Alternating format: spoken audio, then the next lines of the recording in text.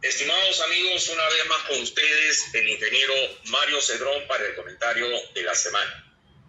El jueves 18 se firmó el acuerdo ético electoral que han suscrito 29 de los 36 partidos que llevan candidatos a la presidencia de la República.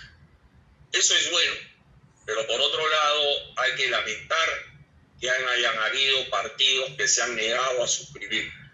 Entre ellos, por ejemplo, Renovación Popular, Rafael López Aliaga.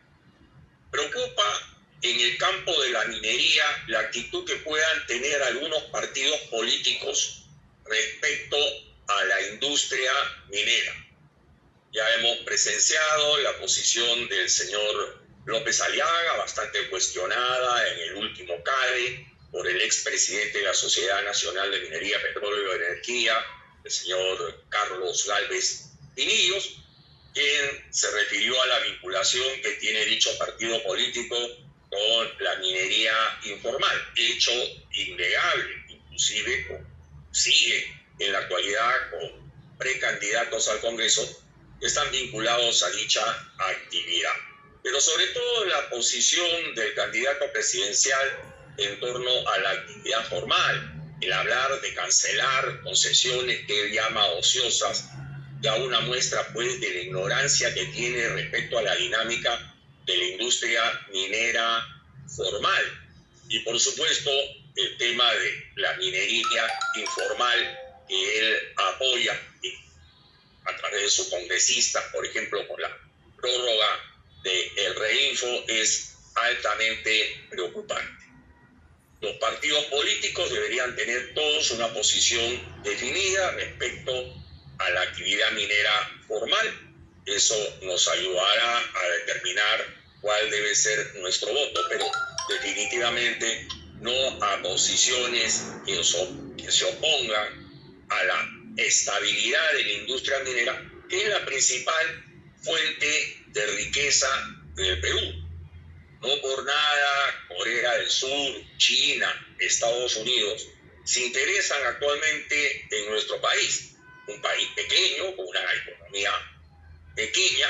Su interés evidentemente es el acceso a nuestros minerales, sobre todo el cobre y el zinc, que son minerales críticos para la seguridad y la economía de dichos países. Tenemos el caso de Corea del Sur, que se ha convertido en el principal y casi único hasta ahora proveedor de armamento para las Fuerzas Armadas peruanas. No podemos descuidar la seguridad y defensa nacional, por más que esto signifique un sacrificio, porque representa inversiones y gastos bastante grandes, de miles de millones de dólares. Y se habla de dónde va a salir el dinero para todo esto. Y se habla de que posiblemente sea a través de la utilización de un porcentaje del canon minero, porque buena parte del canon minero no se está utilizando.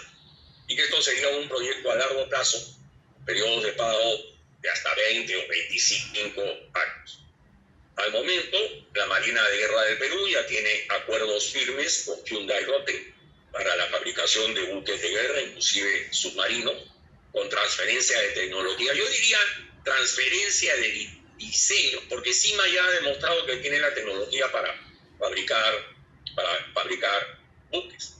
Se habla también del ejército peruano y la compra de blindados. Lo último ha sido la firma de una carta de intención, no hay ninguna orden de compra, carta de intención para la adquisición de los famosos tanques Black Tiger, que son tanques muy modernos, con mucha tecnología, pero la verdad es que son solo 54 tanques, es una cantidad muy pequeña que apenas alcanza para una brigada acorazada. Y por otro lado, este tanque todavía no ha sido probado en el escenario peruano.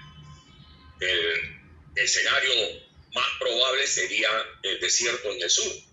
El desierto del sur tiene características muy especiales, muy diferentes pues a la península coreana. Es un desierto llano, en donde hay fuertes vientos, en donde hay una arena muy ligera que hace que los tanques muy pesados, inclusive los propios Leopard chilenos, se hundan. Y sobre todo levanta mucho polvo, una arenilla muy fina que rápidamente taponea los filtros y hace que los motores se sobrecalienten y separen los tanques. Eso ya se ha comprobado, aún con los tanques T-55 soviéticos que comprara, Velasco Alvarado a mediados de la década del 70. Yo he sido instructor en el Instituto Científico y Tecnológico del Ejército a comienzos de los 80, y ya en esa época hubo que hacerle modificaciones a los T-55, que son tanques mucho más ligeros que el Leopard o que el Tiger, no llegan a las 60 toneladas, ¿no? Y para que pudieran actuar en este escenario. Claro, ya son tanques muy anticuados, son tanques que han sido algunos modernizados con tecnología nacional. Hay que destacar Industrias Casanave, que inclusive en el caso de los T-55 ha podido modernizarlos y sus prototipos se denominan los Typhoon o el Tifón, que es un buen tanque, pero obviamente todavía de una generación del siglo pasado, no es pues comparable a las tecnologías que hay el día de hoy.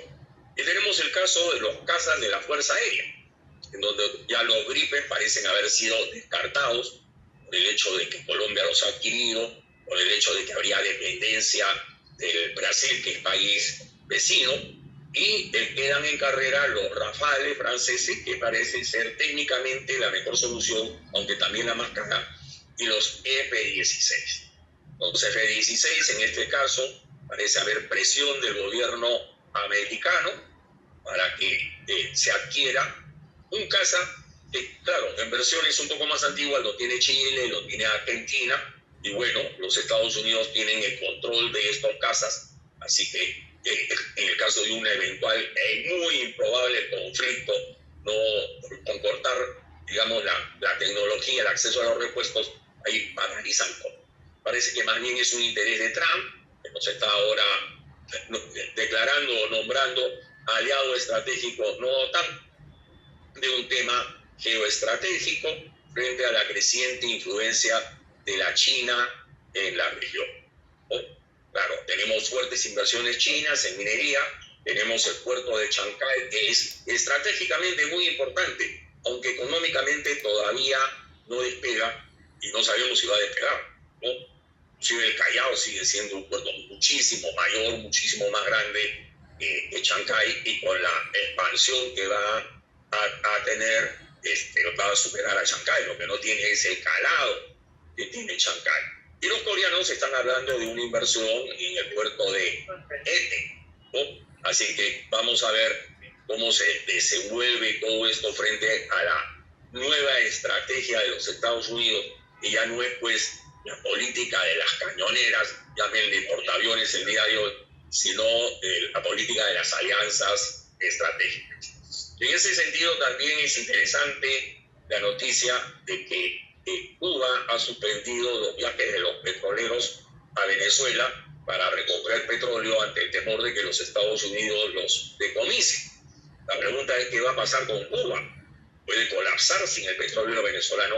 A no ser que países como México, por ejemplo, entren a reemplazar al petróleo venezolano, en cuyo caso Maduro ya quedaría libre de la presión cubana para poder fugarse del país, y de una vez tengamos pues un gobierno democrático, defensor de las libertades en Venezuela, para alegría de los muchos millones de venezolanos que tuvieron que emigrar. No creo que vaya a haber un conflicto bélico de la dimensión de una invasión. Venezuela es un territorio muy escabroso, es un territorio muy difícil para poder controlarlo, no es Panamá, no es Haití, de manera que es muy dudoso que Trump vaya a planificar una invasión. Lo que está haciendo es elevando la presión sobre Venezuela para propiciar de una vez la caída del régimen de Maduro, empujada probablemente por sus propios militares. Todo esto tiene efecto en los recursos naturales, tiene efecto en nuestros minerales, que es lo que más ansían las potencias. Eso y la ubicación geoestratégica que tiene el Perú en el Pacífico Sur, Sudamérica. Será con ustedes hasta la próxima semana. Tengan una muy feliz Navidad.